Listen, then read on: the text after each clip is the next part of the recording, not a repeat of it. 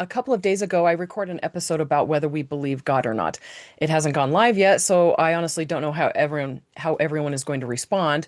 But the topic has been on my mind a lot since then, and I wanted to record a follow-up to it because I feel like one of the best ways to teach and help other people is to show where I am currently. So, in other words, to not hide behind SEO and branding and thumbnails and even positivity.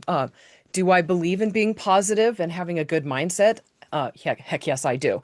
Do I also recognize that sometimes crap happens, that sometimes it's incredibly hard to believe, even when we have faith, even though we believe with all of our, like literally all of our hearts, and there was no way we could have believed even more? Also, yes. I mentioned in that specific episode that every single big goal I've set, I've reached, which is kind of miraculous. Honestly, I'm really, really grateful for that. But I also mentioned that I'd never reached any of my financial goals. And part of why is because I'd never actually made financial goals. I thought about it and wished for it and said I wanted it, but I never officially made any. I never sat down and was like, I am going to make X and X by X next time. And I don't know where I learned it, but I always believed money was for them, other people, or that it's, gosh, I hate saying this, it's evil or would destroy my life or the lives of my children. And so when I recorded my Do You Believe God or Do You Just Believe in Him episode, I was recording it for myself to help me internalize the concept. And 2025 has been one of the hardest years I've ever gone through. And those of you who know my story, who know my past, the physical trials I've experienced will know that's saying something. To those of you who are new to my story, I've had major reconstructive surgery on joints multiple times, multiple joints, multiple times. My knees used to dislocate when I was not doing anything. I was just standing there, not doing anything. And I would get severe ankle sprains every single year. My hardest experience prior to this year was having mastitis for a year and a half, which was complete with 12 rounds of antibiotics, 6 hospital stays, 4 emergency surgeries, 1 ambulance trip, and over 50 doctors, nurses, and specialists trying to figure out how to cure it. Plus, I've experienced all the usual stuff like deaths of loved ones, and then I've also experienced miscarriages. Miscarriages. This past year was incredibly hard because we didn't have an income the entire year. Literally the entire year. We lost it the week before Christmas, and we got another. We started up making more money again the week before Christmas this year. And we lost twins in March, and I literally had the rug pulled out from under my feet in a way that was deeply personal and deeply painful. And there were times where, and I know that some of you can relate with this, there were times when I asked God to take me home. When I prayed, I'd stop breathing or not wake up. And other times I'd be up literally all night with panic attacks that made it almost impossible to breathe. I hit absolute rock bottom this past year, and I kept bouncing off of rock bottom over and over and over again. And I can honestly now fully say 100% how grateful I am for the things I experienced.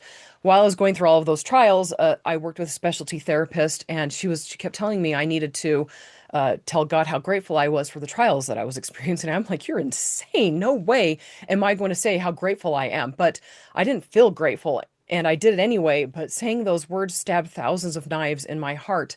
But it and other things that I proactively did brought about healing so much faster than I would have experienced otherwise. And I can honestly say that I finally reached that point of hindsight where I can see that who I am now is a better version of me. And the lessons I learned through all of this are not lessons I would have learned otherwise. They were really hard lessons to come across. They were really hard lessons to come by. And I'm super grateful for those lessons. And I would never, ever wish them on other people. But I learned that God takes care of his sheep. He promises he will, and he did. So while I was in my deepest, darkest days, my husband was there 100% of the time to hold me as I sobbed because he didn't have a job. And I spent a lot of time crying. And if either of us had been working, he wouldn't have been able to do that. And that was huge for me. That was so huge. Massive blessing right there that I recognize now that back during that time, I was like, if we had had money, if we'd had an income, my husband wouldn't have been able to be there to hold me. And I also learned something else. When God says to believe him, he really means it. Guys, my believe in God episode or believe in God or believe God episode has me thinking still, do we actually believe God when he says to ask and we shall like to ask and will receive? I asked myself this question a lot over the past several months. I knew in my head that I had faith in God, that he'd take care of us, but did I feel it here in my heart? I really had to pause to think about that one. So when we lost our income last year, just before Christmas, we had enough in savings to get through March. And when March came around, we had enough in savings or just enough in general to get us through to June. And then when June came around, we had enough to get us to October. And then when August came, and I'll talk about August again later, we got enough to get us to this coming March that is still coming up. God answered our prayers through other people. I'm not going to mention who those other people are because I know that a lot of them don't want to be mentioned, but just as an example, Nolan or I would receive random text messages or emails or messages on Facebook from friends and family and even friendly acquaintances that we didn't really associate with and never had really associated with, saying that they'd been thinking about us and had put a check in the mail or had sent money to us through Zelle or PayPal or Venmo or something like that. And and people listening, and even me at times in the past would say, yeah, well, those sorts of things don't count. Like, didn't you really, what you really needed was a real job, like an income. Wouldn't that have been the true answer? Um, but my response to that is God answers prayers through other people. And I don't know if those other people will listen to this episode, but gosh, I can't express thank you enough to them. We appreciate the living daylights out of you. And as a result, Nolan and I learned that when God says he'll care for his sheep, he truly, really, truly will. And that's not a lesson that I could have learned other ways. In another way. I mean, maybe I could have, but for me personally, that was the way God answered that. God provided that lesson for me. We learned other things this past year too. Like God doesn't usually answer prayers we don't ask. Sometimes things happen. So sometimes things will happen where we'll know he's watching out for us. Like, they call like I don't know if you guys remember that show Angels Among Us or whatever, where somebody would step in and some life would be saved or some child would be saved from getting hit, things like that. So things will happen where we'll know he's watching out for us. But a lot of the time, I would even venture to say most of the time, God wants a direct request. He wants us to go to him and be like, hey, this specific thing is what I want. He loves it when we know enough of our own hearts and situations to ask for very specific things. And I mentioned August earlier. I said we had enough in June to get us through to October, and how in August, well, we had a couple things happen in August. We came upon, I mean, we didn't come upon, like our kids had emergency dental procedures that had to be taken care of, and they were going to be several $1,000s, and our projected timeline of enough in savings to last until October dropped to only enough for another week, maybe two, and I got desperate. Up until that point, we hadn't told anyone except some family, not even all family, some family and very close friends how much we were struggling. And I'm more of a talker and more of a sharer than my husband is, and he's incredibly private. And in his defense, like he felt like the lack of income reflected on him, which I can understand. Most people will judge the man more harshly for not having a job than they will the woman. So while I was trying to figure out how to want to be alive, and I wasn't truly suicidal, I just prayed, please, like, take me back. Please don't, I don't want to stay alive anymore. And I wasn't going to take my life, but I was asking God to bring me back. So while I was trying to figure out how to be alive, he was spending every spare moment applying for jobs, and he hasn't stopped that. But we no longer had time to wait during August when all this was going on. We no longer had time to wait for a job or for more income or anything like that. We reached a point where we needed money and we couldn't wait for anything else, anything to line up. And so anyway, so I realized I have tons of books that I've written and published, and those books were only bringing in about 150 a month, and they're still bringing in about 150 a month. I've got a lot going on in that area that I'll talk about later, but those books were bringing in 150 a month, and which was just enough to keep the business open. So like newsletter and the programs that I run and all of that stuff. And I realized I hadn't run a sell in years, like a very long time. And so I put together a book sell fundraiser, and I posted everywhere about it, telling our story, how we hadn't had an income since before Christmas, how our two sons needed emergency dental work, how we hadn't been able to find employment. And we opened our hands to receive. Our hands were open and we received. Guys, like, I can't even tell you how much of a faith building experience it was. My lowest goal, my lowest goal was probably like $500 or $1,000, but the lowest goal that I was like, we need to reach this much, was $5,000. That was exactly what we needed to cover the dental expenses. My highest goal, on the other hand, was $10,000. So enough to pay the dentist and give us maybe two, maybe 3 more months to live off of. So the book went live on a Tuesday. And by Thursday evening, we'd exceeded my $5,000 goal by $1,000. We were we were ecstatic. Like I was like, holy cow, $6,000. Oh my goodness. We were absolutely ecstatic. It was just such a wonderful gift, such a wonderful blessing. And then on Friday, a friend of ours, Friday morning, a friend of ours challenged us to pray over the flocks of our fields, but with a modern approach. And he was like, so that would mean, pray over every single dollar that comes into your bank account. So every single dollar comes in every single way. And I still have my sticky note right here. KDP, which is my royalty place, and the bank itself, and every dollar, and PayPal, Venmo, YouTube, which I do. I have a couple of channels that make money on YouTube, and basically pray over every single dollar as it came into our hands, and then pray over every single dollar as it left our hands. And I went into our bedroom after we finished that conversation. And I did exactly that. I prayed over every single dollar. I mean, I even broke it down to the penny. And I thank God for all of them that were there. And I asked him to bless the lives of the people who had received that money when we spent it.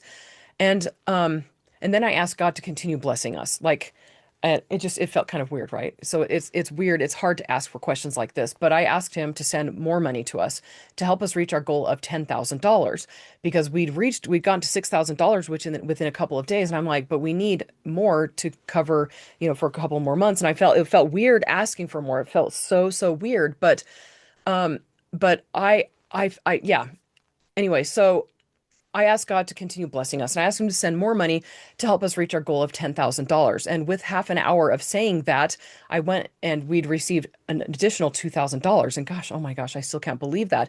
By the next night, we'd reached a total of $22,000. And it just hits me so hard right here to think of it. And to think of all of the things that landed in our laps to make that possible. And the reason why it just hits me so hard is because we filed an extension on our taxes in April. We knew we owed money, but we didn't know how much. And as you know, April comes right after March, and my entire life fell apart in March, and I couldn't handle taxes. I couldn't handle anything. I couldn't handle like dinner at night. And so we asked our accountant to file an extension. And with this book sale fundraiser, we received enough money to cover not just those emergency dental bills, but also to cover the additional to cover the dental procedures and to cover everything else, the taxes, all of that. And it was just, like I said, we'd filed our extension in April, and the $22,000 was enough to cover the dental expenses. And I'm looking at my notes over here, to cover our entire tax bill and to have enough money to live off of until March, which, oh man. Anyway, just, huge blessing. Anyway, so we're still living off of that money that we received from that book sale fundraiser and from the incredible generosity of friends, family, and strangers. But guys, like I've struggled with believing God, but this experience helped me learn He wants us to ask Him for the things that we need. He wants us to be specific. And I've got another story to share that has helped me believe God. It's not as big as that first one, because I mean, you can't, it's like $5,000 a minimum goal and $10,000 maximum goal. $22,000 being what we actually ended up receiving. Holy cow. It's not as big as that first one, but it was still incredibly faith building. Okay, so several weeks ago, a friend pointed out something to us in the Lord's Prayer, and many of you are going to recognize the phrase that Christ uses. He says, "Give us this day our daily bread." Did you notice that? He didn't say, "Hey, God, would you please consider providing us?" Or would you could you think about it? Or could you bless us with, or would it be possible for you to help us find some money? He said, "Give us this day our daily bread." Give us this day our daily bread. I mean, how more straightforward can you be than that, right? He didn't even say please. He basically issued a command to God, and then he told us to go and do likewise. Oh gosh, like that's just like when my friend pointed this out, I was like, my brain just blew up. I was like, he's right. If Christ can go to God and say, "Give us this day our daily bread," like why can't I? He told us to go and do likewise. So how often are we that bold in our prayers? I have stories about times when I approached God and I was bold and I was like, "God, I have done my part. I have done every single thing you've asked me to do." and that I know how to do. And you promised if I did my part, you would do yours. And then after I would say this to him, like an idea would present itself to me that was the perfect answer to my prayer.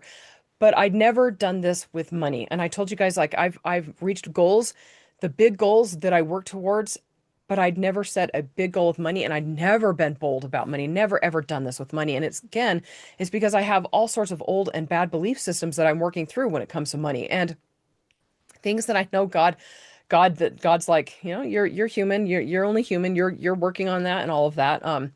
But this time, when I read those words, give us this day our daily bread, I decided to believe God. And I started praying immediately that He'd give us an income again. I said, please, I mean, because it felt weird to just be super demandy, right? So I was like, please give us an income. Please give us a daily income. Please provide for us. I prayed all day Sunday, all day Monday, and all day Tuesday. And Wednesday morning, I had an email from an old client asking me to do a massive edit job for him that would take hours a day for weeks, hours a day, hours a day. And he would be paying me by the hour instead of for the whole set project, and it would end up being several $1,000s. And as soon as I saw that email, I knew my prayer had been answered. And so twice this past year, I asked God for a specific thing when it came to money, and twice He gave it to us. He didn't answer how I expected, but the money has come in, and my ability to believe has increased significantly. I've got another goal I'm working toward right now where I'm asking God for a specific amount of money in exchange for a specific thing, and I'm working on continuing my belief. Because here's the thing. Now, why should I view money any differently than any of the other things that I do? And why should I approach it any differently than I do any other thing? So I mentioned me wanting to get into BYU and actually doing it when I shouldn't have been able to, like when everyone told me it was impossible. So why is money any different than anything else? And I'm asking these questions for you, but also for me. So mainly for me, honestly. Why do I have this underlying belief that money is for everyone else and not me? I absolutely know after this year that that belief did not come from God. My best friend, so I'll get into that in just a little bit, but my best friend and I were talking about this topic the other day, and she brought up a point I wanted to talk about here again also. And that's this. In James chapter 4, verse 3, it says, Ye ask and receive not because ye ask amiss, that ye may consume it upon your lusts. So, what does ask amiss mean? I'm going to answer that in a roundabout way, but there's this book that I absolutely love. It's called, I don't know if you can see that, Into the Magic Shop by Dr. James R. Doty. It's absolutely phenomenal. It's really, really good. Anyway, so it's about Dr. Doty's childhood, which was really awful. His dad was drunk, constantly drunk, and his mom, I can't even remember, but his mom, he would have to go and help his mom get, like he'd have to get his dad out of jail, and his mom, oh, I can't even remember right now. We read it really fast. It was just absolutely riveting, but his life was very, very challenging. And the reason I can't remember is, of course, because I'm on camera right now, right? Um, anyway, so it's about Dr. Doty's childhood, which was truly awful, and how a mentor, an older woman whose son owned a magic shop, helped him understand how to get what he wanted in life. So Into the Magic Shop is the title, and he would go to the magic shop he went there first to buy some magic tricks, and he'd just go back to continue meeting with this mentor person. But anyway, so she helped him understand how to get what he wanted in life. And one of the biggest things she told him to do was to open his heart. Now, Dr. Doty is an atheist, or was an atheist. He's passed on now. But so to him, that meant sharing love with himself and his friends, his acquaintances, and the people he really struggled with. So people that he would consider even an enemy, right? And I love this approach, but I also recognize that for those who believe in God, it means opening our hearts to His Spirit and His will. So opening opening our hearts requires solitude. It requires thoughtful prayer and meditation. It requires humbling ourselves, listening for His Spirit and feeling His love, allowing it to warm our hearts, and then expressing that love for ourselves and other people, along with feelings of gratitude. And so that's kind of what Dr. Doty said to do, and mixed with what I personally do myself. But, gratitude, I believe, is super important. But I truly believe that if we go through the process of opening our hearts before God and asking for anything, if we do it with our hearts open to God's Spirit, that He won't allow us to ask for something that we shouldn't. He wants us to achieve our full potential. He wants us to become wealthy in every way, and every way, meaning financially, spiritually, mentally, relationally, mentally. I already said that. Relationally, gosh, what are all the LOIs? Spiritually, I already said that one too. Anyway, he wants us to become wealthy in every way. And he wants us to become more like him. So why wouldn't he help us know what to ask for and know what would help us shine the most and what would help us grow and become better people? Or as C.S. Lewis put it, more worthy to be called the children of God. So I truly believe that if we approach him with an open heart, with our heart ready to hear what he wants, and we ask for what we want, that God will not allow us to ask for something that we should not ask for. He will guide us. He will put ideas and put goals and put things into our hearts to work towards that will help us to become more of who he wants us to be. And I've said this before, God did not put redundant people on this planet. He put people, each individual person here, because we have a strength and we have a life that he needs us to lead and to live. And I guess what I really want you to know is that, like, believing God doesn't mean you'll never doubt yourself again. It doesn't mean you'll never doubt God again. And it's also not the absence of pain, of struggle, or of stress, or of trials, or even negative emotions sometimes, because all emotions are human emotions, and to shortchange them or downplay them is to downplay our human experience. And in the case of negative emotions, it makes them come back much stronger later. It also doesn't mean you won't experience trauma or need to deal with trauma that happened to you in the past and is affecting you now. But believing is choosing who you trust while experiencing pain. It's recognizing that God takes care of his children often, and the way he takes care of his children often looks ordinary and boring and even uncomfortable, but that he is taking care of his children and he does pay attention to what we ask for. And like I've said, he is bound to do what he's promised when we do our part, but it's not always on our timeline. And I want to talk a little bit about timelines again. I think I've mentioned this before, but just because we don't reach our goals on our timeline doesn't mean that the goal was bad. It means that the timeline was wrong. So there's a gestational period for pretty much everything in life. You plant a seed, it takes time for anything to happen, even while you're watering and nurturing and caring for the soil. And so pregnancy is under 2 weeks for like possums. It's like 3 weeks for mice and 9 weeks for humans, right? It's up to 22 months for African elephants. And to reach our goals, there's a gestational period. We don't usually know exactly how long it's going to take because we haven't done it before. And frequently, the greater the request, the more time it's going to take. So if you have a goal and you haven't reached it within your timeline, don't throw the goal out. Don't toss the baby out with the bathwater, right? Throw the timeline out and keep the goal. Throw the timeline away, not the goal. So I also want to emphasize again the following. You are allowed to ask God for specific things. Asking boldly isn't arrogant. It's what he's told us to do. Ask and ye shall receive. Asking God for specific things is not bad. It's not arrogant. It's not going to upset God. It's like I said, it's what he told us to do. He waits for clarity. He's not withholding from you. He's waiting for you to exercise your agency and ask.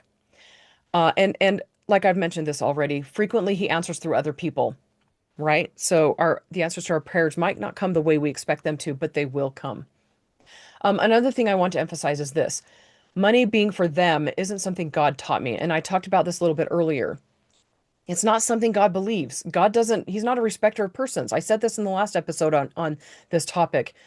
It's not something that he believes. He doesn't think that money is for everyone except for us.